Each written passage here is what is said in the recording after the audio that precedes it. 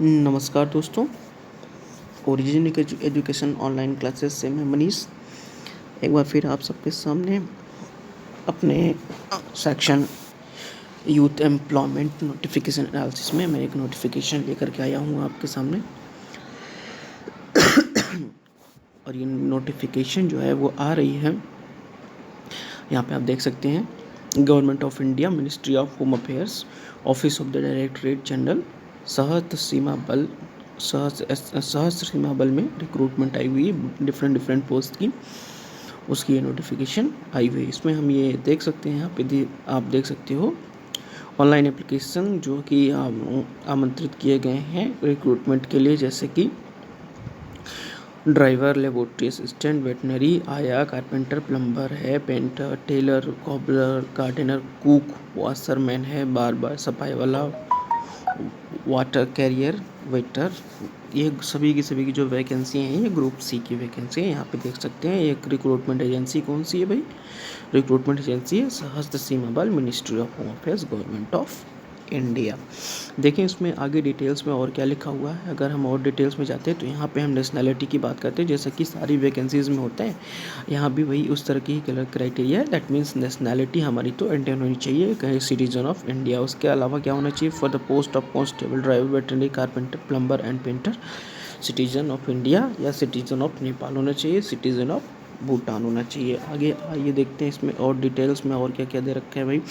बात करें यहाँ पे इसकी वैकेंसी टेबल की, तो वैकेंसी में आप देख सकते हैं कांस्टेबल ड्राइवर के लिए सिर्फ मेल के लिए है, यहाँ पे वैकेंसी है टोटल 574 वैकेंसी, जिसमें से अनरिजर्व्ड के लिए 148 है, ईडब्ल्यूएस के लिए 36 है, ओबीसी के लिए 114 वैकेंसी है, एससी के लिए 245 है, एसटी के लिए 31 है।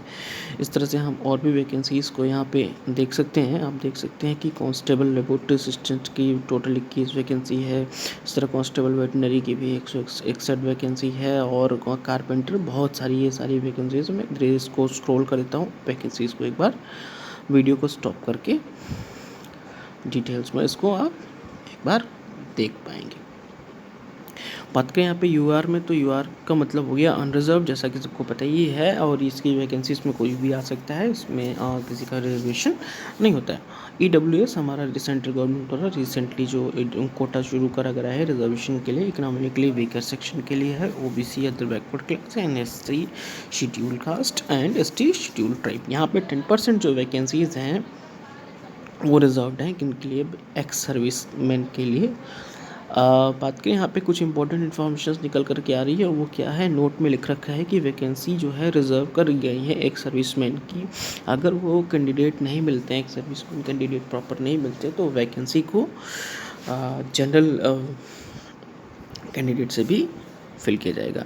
फिर क्या कह रहा है कि डायरेक्टर जनरल जो एसएसवी है वो रिजर्व रखता है सारी राइट्स को, कि वैकेंसी को इंक्रीज़ कर सकता है, डिक्रीज़ कर सकता है, या फिर एडवर्टीजमेंट को सस्पेंड भी कर सकता है बिना किसी नोटिस के। तीसरा हमारा नोटिफिकेशन है, S T S C OBC WS candidate who fulfil eligible criteria of unreserve category may apply against the unreserve for the post where no vacancies are reserve for SC ST OBC. कहने का मतलब ये है कि अगर कहीं पे reserve category में वैकेंसी नहीं है, लेकिन अगर वो ईडब्ल्यूएस ओपन कैटेगरी में वैकेंसी दैट जनरल में है, और अगर आप जनरल के क्राइटेरिया को फुलफिल करते हैं तो आप उसके लिए अप्लाई कर सकते हैं। लास्ट यहाँ पे क्या नोट दे रखा है, ज़रा हम इसको और थोड़ा सा डिटेल में देखते हैं ज़रा, कि एप्लीकेशन रिसीव थ्रू, अच्छा ये एप्लीकेशन सिर्फ आपसे बोला गया है कि आप ऑनलाइन के अलावा कोई दूसरे मोड का इस्तेमाल ना करें, क्योंकि बाकी किसी चीज़ को वो कंसीडर भी नहीं करने वाला, उस पर कोई भी विचार नहीं होने वाला है। आपको जो है चीज़ें ऑनलाइन ही करनी है, ठीक है। आगे देखते हैं अब इसमें क्या क्या चीज़ें हैं भाई। अब यहाँ पे बात कर रहा है ये पे स्केल का, तो ये जो सारी हमारी पोस्ट लिखी हुई हैं, जैसे कि कांस्टेबल में ड्राइवर, लेबोरेटरी असिस्टेंट, वेटनरी, आया, कारपेंटर वगैरह, जितनी भी पोस्ट यहाँ पे लिखी हुई हैं, इनको कितने लेवल की ग्रोथ जॉब होगी, लेवल 3 की जॉब होगी। इसमें 21,700 रुपये से लेकर के 69,100 रुपये आपको मिलेंगे। इसके अलावा और बात करें कि आपको और क्या क्या सुविधाएं मिलने वाली हैं अदर अलाउंस में, देखें अदर अलाउंस में जैसे कि डियरनेस अलाउंस, जिसको महंगाई भत्ता हम कहते हैं, राशन मनी आपको मिलने वाला है यहाँ पे। उसके बाद वाशिंग अलाउंस भी मिलने वाला है आपको यहाँ पे। और भी अलाउंस जो डिफाइंड होते हैं आपके सेंट्रल गवर्नमेंट द्वारा, वो सारे अलाउंसेस आपको मिलेंगे। और साथ के साथ आपको अगर पेंशन्स की बात करें तो आपको एनपीएस स्कीम से भी जोड़ा जाएगा। अब बात कर लेते हैं यहाँ पे एलिजिबिलिटी कंडीशंस की। जैसे देखिए ये ड्राइवर्स के लिए है, आपकी एज तो यहाँ पे लिख रखी है, ये एज क्राइटेरिया है, ये आपके एजुकेशनल क्वालिफिकेशन है, आप इसको आराम से देख सकते हैं कि क्लास 10 पास इसमें लिख रखा है। और हाईवे व्हीकल का ड्राइविंग लाइसेंस आपके पास होना चाहिए। इस तरह से लेबोरेटरी असिस्टेंट के लिए एज क्राइटेरिया है, ये यहाँ पे इसकी क्वालिफिकेशन लिख रखी है। ये कांस्टेबल के लिए है, इसकी एज क्राइटेरिया, ये इसकी क्वालिफिकेशन लिख रखी है। मैं स्लोली इसको स्लो डाउन कर देता हूँ, आप इसको ईजीली पढ़ पाएंगे। इसमें कोई बहुत ज़्यादा समझाने वाली चीज़ें नहीं हैं। चलिए अब बात करते हैं, यहाँ पे देखें कुछ चीज़ें यहाँ पे है कि आपको अपनी जो एप्लीकेशन है उसको कब तक क्लोज कर देना है। The closing date for receipt of the application 30 days from the date of publication of this advertisement in the employment news. जिस दिन ये एम्प्लॉयमेंट न्यूज़ में पब्लिश होगा, ये कमिंग वीक्स में ही पब्लिश हो जाएगा, उसके बाद से 30 days में आपको क्या करना है, अपने फॉर्म को फिलअप करके इसको जो है पर्टिकुलर एड्रेस में आपको सेंड कर देना है, ठीक है, जो कि टॉप पे भी लिखा हुआ था। हालांकि यहाँ पे कुछ जगहों पे, जैसे कि यहाँ हमारे जो नॉर्थ ईस्ट के स्टेट्स हैं, जैसे कि सिक्किम है, union territory of Jammu and Kashmir है, मिजोरम वगैरह है, लद्दाख, ये जो लिखे हुए हैं ना सारे के सारे, इनके लिए थोड़ा सा विशेष प्रोविज़न है, यहाँ पे छूट मिल रखी है इनको 30 डेज़ की जगह कितने 37 डेज़ का यहाँ पे टाइम मिलेगा, इनको छूट मिलेगी गवर्नमेंट के द्वारा। चलिए देखते हैं और कुछ यहाँ पे क्या इंपॉर्टेंट है जो कि कैंडिडेट्स के लिए है। अच्छा, यहाँ पे आपको जिस दिन नोटिफिकेशन आएगा उसके 30 डेज़ तक में आपको क्या करना है, जिसकी जो भी एलिजिबिलिटी क्राइटेरिया है वो आपको यहाँ पे फुलफ़िल करना होगा। इसलिए इसमें स्टेप बाय स्टेप में सारी एलिजिबिलिटी क्राइटेरिया और जो भी चीज़ें ज़रूरी हैं वो डिस्कस कर रहा हूँ, तो आप इसको प्रॉपर देखें और डिसाइड करें कि आप इसके लिए एलिजिबल हैं, तभी आप इसको अप्लाई करें, नहीं था इसको अप्लाई ना करें, बाकी आपको परेशानी हो सकती है। ठीक है, अब यहाँ पे देखिए एज क्राइटेरिया में रिलैक्सेशन जो कि जनरली सभी गवर्नमेंट्स में होता है, जैसे कि SC ST के लिए 5 इयर्स का रिलैक्सेशन, OBC के लिए 3 इयर्स का, एक्स सर्विस स्टूडेंट के लिए 3 इयर्स का, अगर डिपार्टमेंटल कैंडिडेट्स हैं तो 40 इयर्स जनरल के लिए, 43 आपके OBCs के लिए, 45 आपका शेड्यूल ट्राइब्स के लिए है। बाकी और भी देख लेते हैं, यहाँ पे कैंडिडेट ऑर्डिनरी बीन ये जम्मू एंड कश्मीर वगैरह के लिए है 5 इयर्स का है। इस तरह से यहाँ पे है लद्दाख वगैरह के लिए 8 इयर्स, ये आप देख सकते हैं। यहाँ पे ये राइट्स में जो भी मारे गए थे 1984 के, उसके लिए 5 साल का है। आइए देखते हैं और आपके क्या इम्पोर्टेंट है। यहाँ पर जो गवर्नमेंट एम्प्लॉयज़ हैं उनके लिए भी थोड़ा सा रिजर्वेशन का प्रोविज़न किया गया है। Claiming the age relaxation should be in position of certificate from the, जो भी अगर आप एज रिलैक्सेशन का क्लेम करते हैं कि आप गवर्नमेंट एम्प्लॉय है तो आपको उसको एक सर्टिफिकेट देना होगा, साथ के साथ आपको NOC भी देना होगा, जिससे कि आप ईज़िली उसमें आपका अपॉइंटमेंट किया जा सके, कोई इशूज़ उसमें प्रॉब्लम ना आने पाए। ओके, तो ये सारे का सारा रिलैक्सेशन का एज रिलैक्सेशन के क्राइटेरिया है, इसमें कुछ बहुत ज़्यादा नहीं है।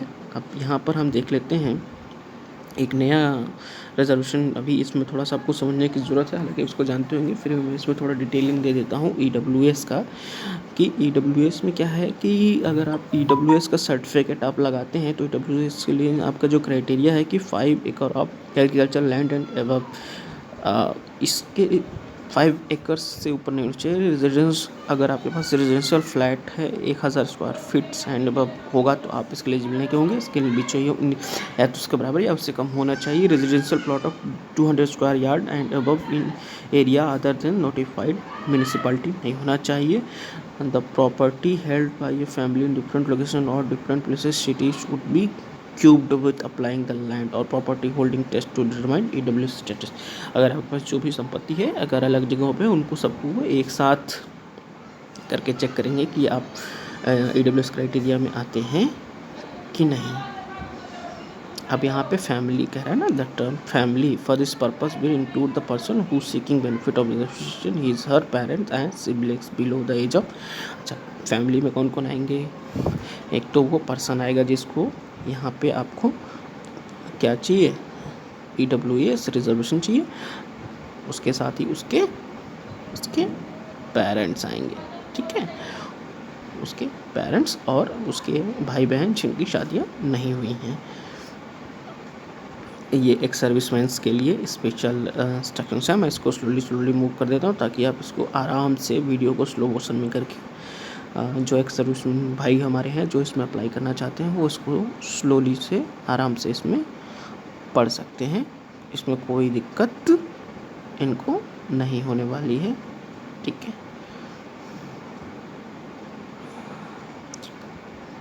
अच्छा, हमने यहाँ पे हमें एक आता है कि नया सेक्शन हमारा fee payable and mode of payment. तो फ़ी हमें जो है सिर्फ जनरल और ओबीसी कैंडिडेट्स को ही 100 रुपीज़ यहाँ पे करने हैं। किसके माध्यम से पे करने हैं? नेट बैंकिंग है, क्रेडिट कार्ड है, डेबिट कार्ड, ठीक है। बाकी हमारे यहाँ पे जो SC ST ये देखिए SC ST एक सर्विसमैन है, फीमेल कैंडिडेट्स हैं, इनको क्या करना है? इनको है नो फ़ी, इनको यहाँ पे फ़ी पेमेंट नहीं करना है, ठीक है।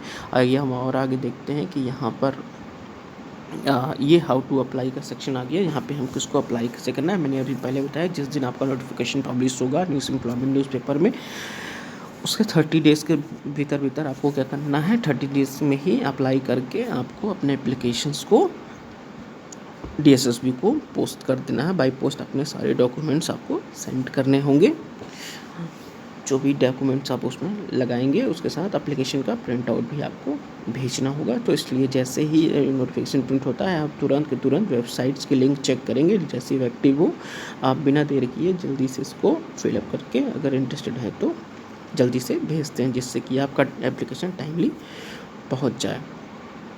अभी देखिए इसको अप्लाई करने के लिए हमारे 2 पार्ट में है। जैसे कि हमको पार्ट फर्स्ट में क्या करना पड़ेगा, पार्ट फर्स्ट में अगर हम जाते हैं तो हमको यहाँ पे पोस्ट का सिलेक्शन करना पड़ेगा। अच्छा, एक चीज़ और आप ध्यान रखेंगे कि यहाँ पे कोई भी एक कैंडिडेट सिर्फ एक ही पोस्ट के लिए अप्लाई कर सकता है, वो मल्टीपल पोस्ट के लिए एप्लीकेशन नहीं दे सकता है। तो इस चीज़ का आपको खास ध्यान रखना है कि एक कैंडिडेट सिर्फ एक ही पोस्ट को, मीन्स 1 पोस्ट, ये कंडीशन आपको याद रखनी है। 1 पोस्ट किसके लिए? फॉर 1 पोस्ट फॉर 1 कैंडिडेट, ठीक है। इस चीज़ को आपको क्या करना है, याद रखना है कि आप एक कैंडिडेट एक ही पोस्ट में अप्लाई कर सकते हैं। उसके बाद आपको देखिए नंबर 2 कॉलम में आपको क्या करना है, अपना नाम भरना है, अपने पापा का नाम भरना है, मम्मी का नाम भरना है, डेट ऑफ बर्थ है, जेंडर है। आगे और देखते हैं इसमें क्या है। 7th कॉलम में आप अपनी नेशनैलिटी भरेंगे, रिलीजन भरेंगे। रिलीजन का मतलब हो गया हिंदू मुस्लिम क्रिश्चियन जो भी हैं आप। उसमें मैरिटल स्टेटस भरना होगा कि आप मैरिड हैं अनमैरिड हैं। उसके बाद आपको कैटेगरी भरनी होगी, EWS SC ST OBC general जो भी आप हैं, आप उनकी क्राइटेरिया आप भरेंगे। उसके बाद 11 में हम देखेंगे कि स्पेसिफाइड कम्युनिटी से अगर आप बिलोंग करते हैं, जैसे कि यहाँ पे लिख रखा है Garhwali, Kumaoni, Gorkha, Dogra, Maratha, then he shall have to fill the community certificate details आपको भरनी पड़ेगी। 12वें में कि आप जो हमारे 1984 के दंगे हुए थे उस पर अफेक्टेड हैं, अगर हैं तो फिर आपको उसमें सेलेक्ट करना पड़ेगा और उसके साथ आपको सर्टिफिकेट भी लगाना होगा। उसके बाद 2002 के जो कम्युनल राइट्स गुजरात में होते कि आप उससे अफेक्टेड हैं तो उसके भी सर्टिफिकेट आपको लगाने पड़ेंगे। उसके बाद आपके पास अगर ordinary has been domicile in UT union territory of JNK Ladakh during 1/1/1980 से 31/12/1989 के अगर हैं आगे पास सर्टिफिकेट्स हैं तो आप उनको वो डिटेल्स यहाँ पे फिल करनी पड़ेगी। अगर नहीं है तो नो लिख देंगे सिंपली। 15वें में आपको एक सर्विसमैन का स्टेटस बताना होगा कि आप एक सर्विसमैन हैं कि नहीं हैं। 16th में आपको भरना पड़ेगा कि आप डिपार्टमेंटल कैंडिडेट हैं या नहीं है, यस तो नो। उसके बाद 17 में आधार नंबर आपको भरना होगा। उसके बाद आपको यहाँ पे अपना कुछ आइडेंटिफिकेशन मार्क्स और 19 कॉलम में आपको मोबाइल नंबर, 20 में आपका ईमेल आईडी। याद रखिएगा एक चीज़ इंपॉर्टेंट याद रखिएगा कि जो आपका करेंट मोबाइल नंबर है जो एक्टिव होना चाहिए और आपको उसको तब तक एक्टिव रखना है जब तक सारी रिक्रूटमेंट प्रोसेस कंप्लीट नहीं हो जाती, क्योंकि उसी पे आपकी सारी कम्युनिकेशन जो होगी वो SSB आपसे उसी पे करेगा, आपके ईमेल आईडी पे और मोबाइल नंबर पे। तो इसको आप याद रखेंगे, ठीक है। उसके अलावा आपका 21 में आपको अपने एजुकेशनल क्वालिफिकेशन भरना है, 22 में पोस्ट परमानेंट एड्रेस भरना है, उसके अलावा इसमें आपका ये देखिए डिक्लेरेशन आपको भरना पड़ेगा कि आपके अगेंस्ट कोई क्रिमिनल केसेस वगैरह हैं क्या। फिर 24 में आपको अपना एक पासवर्ड सेट करना है और इसको यहाँ पे भर देना। आइए देखते हैं यहाँ पर और क्या है। ये देखिए नोट में कुछ करके इन्होंने लिख रखा है। क्या लिख रखा है कि after clicking process button the field of application form will be shown. The field of application form can be edited by clicking edit details button. अच्छा, जैसे ही आप एप्लीकेशन फॉर्म भर लेंगे उसके बाद क्या होगा, आपका पार्ट फर्स्ट आपको दिखाई देगा कि आपने ये चीज़ें डिटेल्स भरी हैं। एक बार आप इसको चेक कर लें। अगर आपको लगता है कि आपने कुछ इसमें मिस्टेक्स किया हुआ है तो आप एडिट डिटेल्स बटन को क्लिक करके इसको एडिट करके फिर सबमिट कर सकते हैं। जैसे ही आप इस चीज़ को सबमिट करेंगे आपके पास एक ऑप्शन खुलेगा पार्ट सेकंड का। आइए देखते हैं पार्ट सेकंड में हम आपके पास क्या क्या यहाँ पे आपको करना होगा। पार्ट सेकंड में आप देखिए यहाँ पे फ़ोटोग्राफ आपको अपलोड करनी होगी। आप ध्यान से देखना होता है क्योंकि बहुत सारे बच्चे इसमें कंफ्यूज हो जाते हैं कि हमको फ़ोटोग्राफ कैसे अपलोड करना है, बड़ी दिक्कत होती है।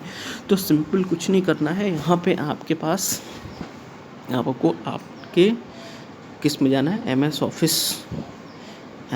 ऑफिस में जाना है। वहाँ पे आपकी अपनी पिक्चर को खोलना है। एम एस ऑफिस यूज़ करके आप क्या कर सकते हैं, यहाँ पे देखिए ये इसकी डिटेल्स लिख रखी हैं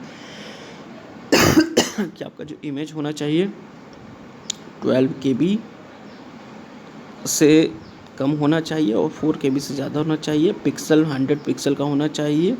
जो विड्थ होनी चाहिए 120 पिक्सल इसकी लेंथ हाइट होनी चाहिए। ठीक है, ये हो गया फ़ोटो की क्राइटेरिया। इसी प्रकार से यहाँ पे चेक कर सकते हैं।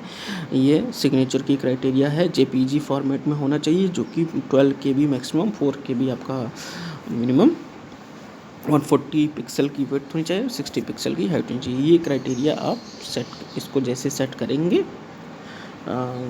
MS ऑफिस में जाएंगे आप, वहाँ से आप इसको आसानी से चीज़ों को सेट कर सकते हैं। आप उसके बाद इसको अप्लाई कर सकते हैं। ठीक है, जैसे आप इसको सबमिट करेंगे आपका ये फ़ोटो एंड सिग्नेचर अप्लाई हो जाएगा।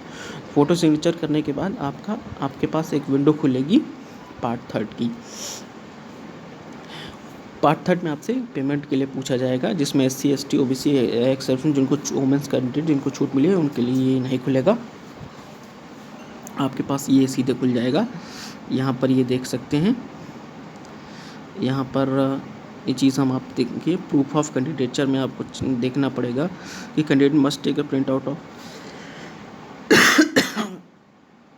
Of final submission. आपको अपना जैसे ही फाइनल सबमिट करने के बाद आपको प्रूफ के तौर पे आपको ये एप्लीकेशन सेंड करना है, इसलिए इसकी आपको एक प्रिंट आउट निकाल करके रखनी होगी।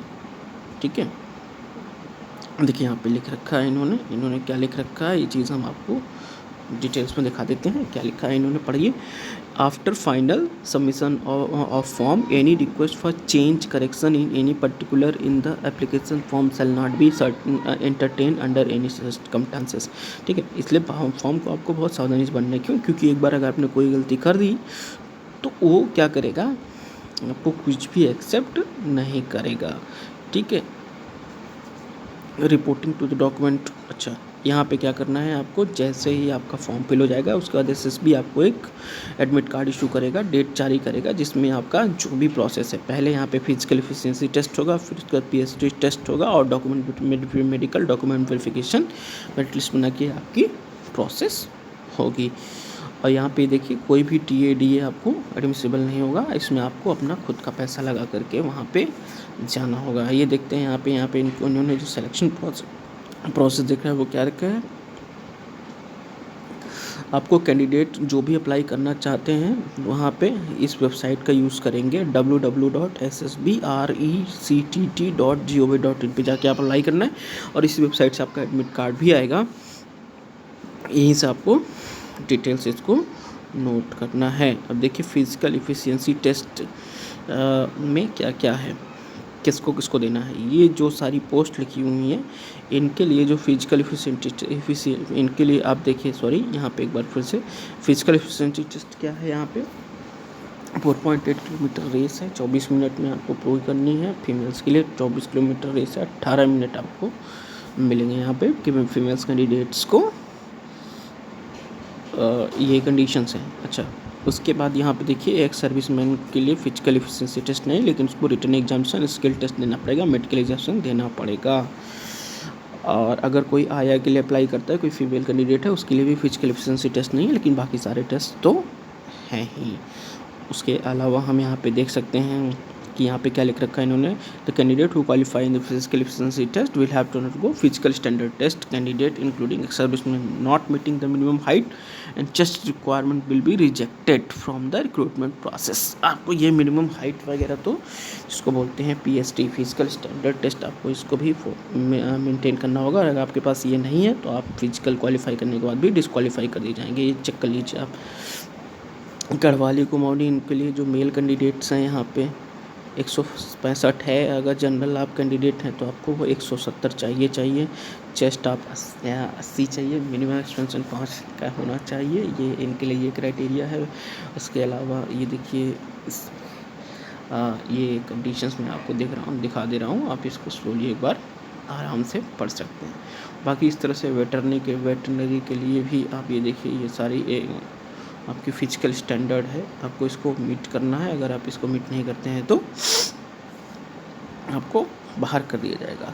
ये कांस्टेबल आया के लिए ये हमारा क्राइटेरिया है, ये आप देख लीजिए। इसमें फीमेल्स के लिए चूँकि यहाँ पे चेस्ट वगैरह नहीं मेज़र किया जाएगा, यहाँ पर ये फिज़िकल हाइट्स ही लिया जाएगा। उसके अलावा और यहाँ पर ये देख लीजिए, ये जो पोस्ट लिखी हुई है इनके लिए है, इनके लिए ये जो क्राइटेरिया है आप इसको चेक कर लीजिए। आगे बढ़ते हैं यहाँ पर, और इसमें आपके काम की चीज़ें क्या है। उसके अलावा आप देखिए यहाँ पे, जैसे ही आप फिजिकल स्टैंडर्ड टेस्ट क्वालिफाई कर लेते हैं, उसके बाद आपका रिटन एग्जामिनेशन होगा, जिसमें आपका क्या क्या आने वाला है इसको हम थोड़ा सा डिटेल्स में चेक कर लेते हैं कि आपका कॉमन एंट्रेंस टेस्ट में क्या क्या आने वाला है। सेट होगा, इसमें 2 घंटे का आपका होगा, 100 मार्क्स का होगा, जिसमें कि 100 मल्टीपल चॉइस क्वेश्चन होंगे। किस पे आएंगे भैया? इस पे आएंगे general knowledge, mathematics, reasoning, general English और जनरल हिंदी पे। अच्छा, यहाँ पे कुछ और चीज़ें देख लेते हैं। यहाँ पे आपका 50% है marks qualifying EWS OBC ex serviceman के लिए, 45% ST SC के लिए है। बाकी यहाँ पे नोट में इन लोगों ने लिखा है कि फाइनल मेरिट जो भी है वो बनेगी, जो भी मार्क्स आप ऑब्टेन करेंगे आपके रिटन एग्जामिनेशंस में। उसके बाद डॉक्यूमेंट वेरिफिकेशन या फिर कोई स्किल टेस्ट वगैरह अगर है तो वो चीज़ें ये आपसे लेंगे। उसके अलावा मेडिकल में अगर आप एक बार आपको कुछ दिक्कत हो रही है, दोबारा भी मेडिकल आप इसमें ये देख लें डिटेल्स, ये मेडिकल एग्जामिनेशन लेंगे। अगर आप मेडिकल एग्ज़ाम्स में फिट पाए जाते हैं, being declare fit in detail medical exams में will no way to give any legal claim और right to any candidate for final appointment in government services, as appointment will be strictly as per merit. अगर आप medical में भी criteria fulfil करते हैं, फिर भी अभी आपको अपॉइंटमेंट के लिए कंसीडर नहीं किया जाएगा, क्योंकि जो आपका रिक्रूटमेंट होता है वो टोटली बेस्ड ऑन मेरिट होता है। अगर आप मेरिट में आएंगे तभी आपका होगा। उसके अलावा अगर आपको किसी प्रकार की दिक्कत, जैसे कोई अनफिट हो जाता है, टेम्प्रेरी अनफिट हो जाता है, तो उसके लिए आप रिव्यू भी कर सकते हैं कि रिव्यू ऑफ मेडिकल आप क्या कर सकते हैं। यहाँ पे देखिए ये चीज़ लिख रखी है इन्होंने, ये क्या है, रिव्यू ऑफ मेडिकल एग्जामिनेशन फ़ी 25 रुपये देना होगा, नॉन रिफंडेबल होगा। ये आपको देख करके आप क्या कर सकते हैं, रिव्यू करा सकते हैं। अगर आप इस रिव्यू में पास हो जाते हैं और आप मेरिट में आते हैं तो आप एलिजिबल हो जाते हैं। यहाँ पे देखिए, the fitness certificate on form 3 is essential to consider the case for review examination and not for any other purpose.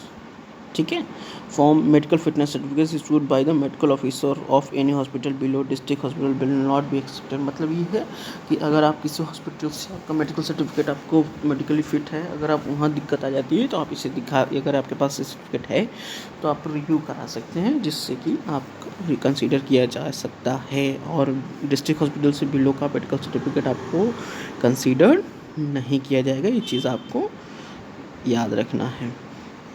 अब यहाँ पे हम बात कर लेते हैं, यहाँ पे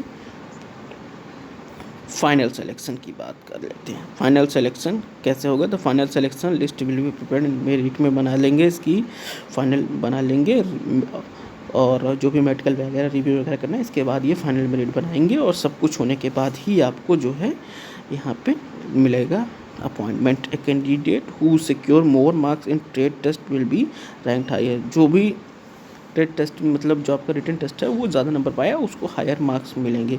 इन case where marks of 10 are equal the candidate senior in age will be ranked higher.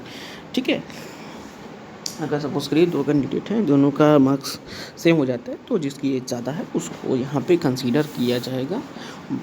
ठीक है, जो कि जैसा कि हर एग्ज़ाम्स में होता है। जनरल इंस्ट्रक्शंस हैं, इसको आपको जानना ज़रूरी है। यहाँ पे पहला इंस्ट्रक्शन क्या कह रहा है कि आप इस नोटिफिकेशन को, जैसे कि मैं इसलिए आपको डिटेल कर रहा हूँ, इस नोटिफिकेशन को डिटेल में पढ़ना है और जो एलिजिबल हैं सिर्फ वही अप्लाई करें, बाकी लोग अप्लाई ना करें। ठीक है, दूसरा क्या कह रहा है, candidate should bring all original document, है ना, जो भी आपके सारे ओरिजिनल डॉक्यूमेंट्स हैं उसको आपके जब भी डॉक्यूमेंट वेरिफिकेशन हो तो वहाँ भी आपको लाना है। और आपका जो नाम है, तीसरे में क्या कह रहा है, हम देखते हैं name of father name, date of birth, जो भी आपकी हाई स्कूल की मार्कशीट या सर्टिफिकेट में मेंशन है आप वही चीज़ यहाँ पर मेंशन करें। चौथा है कि यहाँ पे person employed in government, semi government, public sector undertaking should apply through proper channel. ठीक है, और उसके साथ जो भी गवर्नमेंट एम्प्लॉयज़ हैं वो प्रॉपर चैनल्स के थ्रू अप्लाई करना है उनको, जैसे कहा गया है जो भी गाइडलाइंस है। साथ के साथ उन्हें एनओसी भी लाना जरूरी है। अगर आप कभी भी बोर्ड को गलत इन्फॉर्मेशन देते हैं तो आपके खिलाफ कोई भी लीगल एक्शन ले सकते हैं, आपके कैंडिडेचर भी कैंसिल कर सकते हैं, फर्दर आपको भी बैठने के लिए, कोई भी रिक्रूटमेंट में बैठने के लिए बैन भी कर सकते हैं, इसलिए सोच समझ के अप्लाई करना है। यहाँ पे छठा क्या कह रहा है कि एडमिट कार्ड लेटर्स जो है एसएसबी वो जारी करेगा वेबसाइट पे। इस वेबसाइट को आप बहुत अच्छे से नोट कर लें कि www.ssbrectt.gov.in। ओके, आगे देखते हैं कि बाकी ये सारी कंडीशंस हैं कि एसएसबी के पास the government SSB shall not be, जो भी अगर आपको रिक्रूटमेंट प्रोसेस में अगर डैमेज हो जाता है, कोई इंजरी लग जाती है, उसके लिए एसएसबी रिस्पॉन्सिबल नहीं होगा।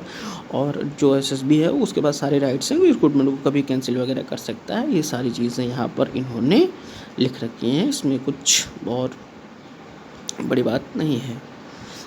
और ये सारी चीज़ें हैं कि एक बार कैटेगरी में आप अलॉटमेंट हो गया तो वो चेंज नहीं हो सकता। ये मैं स्लोली इसको मूव कर दे रहा हूँ ताकि आप इसको आराम से पढ़ सकते हैं, इसमें कुछ बहुत ज़्यादा डिटेल नहीं है। अब ये देखिए, ये हमारे सर्टिफिकेट्स हैं। ये सर्टिफिकेट्स हैं किसके लिए भाई, बाय द ओबीसी के लिए। ये ओबीसी का सर्टिफिकेट है, इसे आप देख सकते हैं।